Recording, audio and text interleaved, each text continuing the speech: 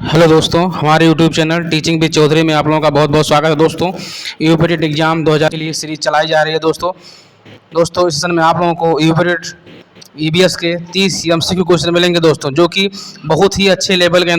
दोस्तों इस क्वेश्चन को आप लोग जरूर करिएगा दोस्तों, जो कि बहुत ही इंपॉर्टेंट है। चलिए दोस्तों, सेशन को स्टार्ट किया जाए। दोस्तों पहले क्वेश्चन को देखिए।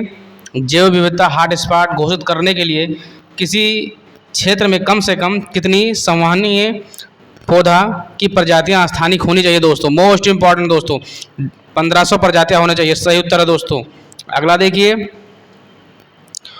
उत्तर प्रदेश के किस जिले में देश का पहला एलिफेंट रिजर्व हातराई हाथी रिजर्व स्थापित करने की मंजूरी दी गई? लखीमपुर खीरी में। सही उत्तर है दोस्तों।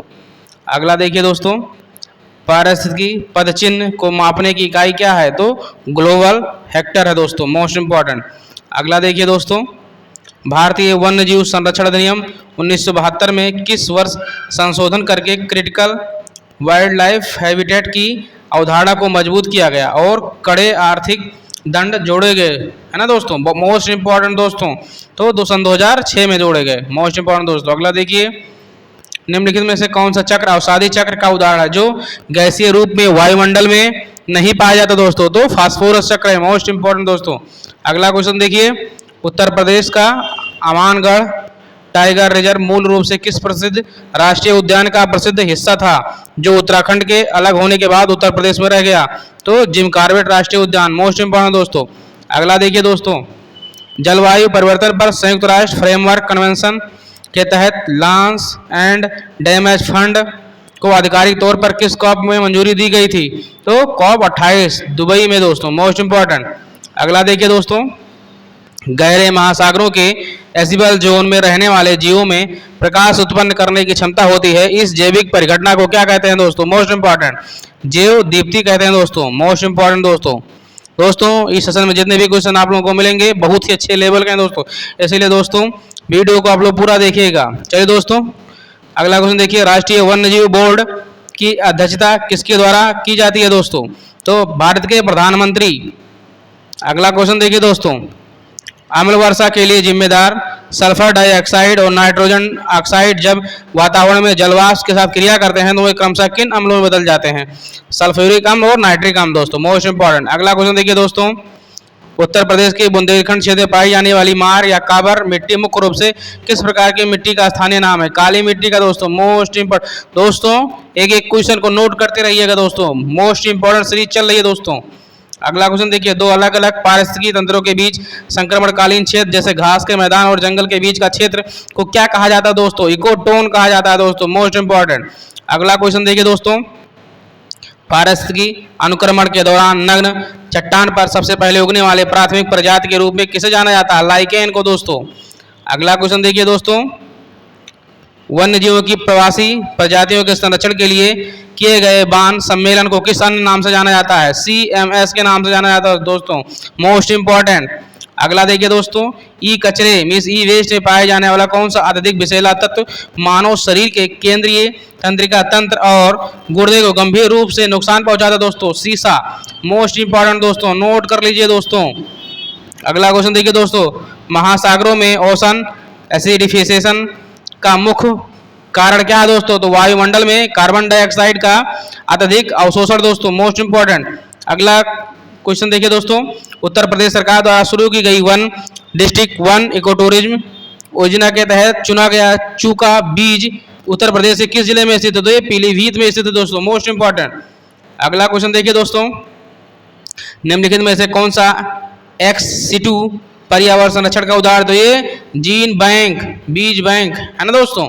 अगला क्वेश्चन देखिए दोस्तों, संयुक्त राष्ट्र सतत विकास लक्ष्यों के तहत जल के नीचे जीवन का संरक्षण किस लक्ष्य के अंतर्गत आता है? तो ये SDG 14 के अंतर्गत आता है। अगला क्वेश्चन देखिए दोस्तों, उत्तर प्रदेश का एकमात्र परमाणु विद्युत ऊर्जा केंद्र नरौरा किस जिले में गंगा नदी के तट पर स्थित है? तो ये बुलंदशहर में दोस्तों। मोस्ट इंपॉर्टेंट क्वेश्चन, नोट करते रहिए दोस्तों। अगला क्वेश्चन देखिए दोस्तों, प्रकाश रासायनिक धुंध का निर्माण में निम्नलिखित में से कौन सा एक द्वितीयक प्रदूषक के रूप में कार्य करता है? तो पैरो एसिटेल नाइट्रेट। मोस्ट इंपॉर्टेंट दोस्तों। अगला क्वेश्चन देखिए दोस्तों, भारतीय राष्ट्रीय आपदा प्रबंधन संस्थान NIDM का मुख्यालय कहाँ स्थित है? नई दिल्ली दोस्तों। मोस्ट इंपॉर्टेंट, नोट कर लीजिए दोस्तों। अगला क्वेश्चन देखिए, पीने के पानी में आर्सेनिक के लंबे समय तक संपर्क में रहने से कौन सी घातक बीमारी हो जाती है? तो ब्लैक फुट रोग। मोस्ट इंपॉर्टेंट दोस्तों। अगला क्वेश्चन देखिए दोस्तों, पारिस्थितिकी तंत्र की उत्पादकता के संदर्भ में प्रति इकाई क्षेत्र में प्रतिवर्ष उत्पादित कार्बनिक पदार्थ की कुल मात्रा को क्या कहा जाता है? तो सकल प्राथमिक उत्पादकता कहा जाता है दोस्तों। Most important. अगला देखिए दोस्तों, जैव विविधता के संदर्भ में अल्फा विविधता का क्या दर्शाती है? तो किसी एक विशिष्ट समुदाय या पारिस्थितिकी तंत्र के भीतर प्रजातियों की संख्या को दर्शाती है दोस्तों। Most important. अगला देखिए दोस्तों, उत्तर प्रदेश का शेखा झील पश्चिम बिहार, जिसे हाल ही में एक नए राष्ट्रीय पश्चिम बिहार के रूप में विकसित किया जा रहा है, कहाँ स्थित है? अलीगढ़ में दोस्तों। दोस्तों एक एक क्वेश्चन मोस्ट इंपॉर्टेंट है दोस्तों, नोट करते रहिएगा। अगला क्वेश्चन देखिए दोस्तों, मॉन्ट्रियल प्रोटोकॉल के तहत ओजोन परत को नुकसान पहुंचाने वाले पदार्थों को सूची में शामिल हेलोन गैसों का मुख्य उपयोग कहाँ किया जाता है? तो अग्निशामक यंत्रों में किया जाता है दोस्तों। Most important. अगला देखिए दोस्तों, भारतीय संविधान के किस अनुच्छेद के तहत राष्ट्रीय पर्यावरण न्यायाधिकरण NGT को नागरिकों के स्वच्छ पर्यावरण में जीने के अधिकार में जोड़ा गया है? तो अनुच्छेद 21 में दोस्तों। Most important. अगला देखिए दोस्तों, वैश्विक पर्यावरण outlook global environment outlook GEO report किस अंतर्राष्ट्रीय संगठन द्वारा जारी की जाती है? तो UNEP के द्वारा, मीन्स संयुक्त राष्ट्र पर्यावरण कार्यक्रम के द्वारा दोस्तों। अगला क्वेश्चन देखिए, लास्ट क्वेश्चन, उत्तर प्रदेश के किस क्षेत्र में समोच्च कृषि का उपयोग मृदा संरक्षण और पानी को रोकने के लिए विशेष रूप से किया जाता है दोस्तों? तो ये बुंदेलखंड के पहाड़ी व ढालू क्षेत्र। ठीक है दोस्तों इस सेशन में आप लोगों को यूबीटेट EBS के 30 MCQ क्वेश्चन कराए गए हैं दोस्तों, जो कि बहुत ही इंपॉर्टेंट है दोस्तों। ये अच्छे लेवल के क्वेश्चन है दोस्तों। अगर आप हमारे चैनल पर नए हैं तो हमारे channel teaching with Chaudhary channel को सब्सक्राइब, लाइक, शेयर जरूर करें दोस्तों। धन्यवाद।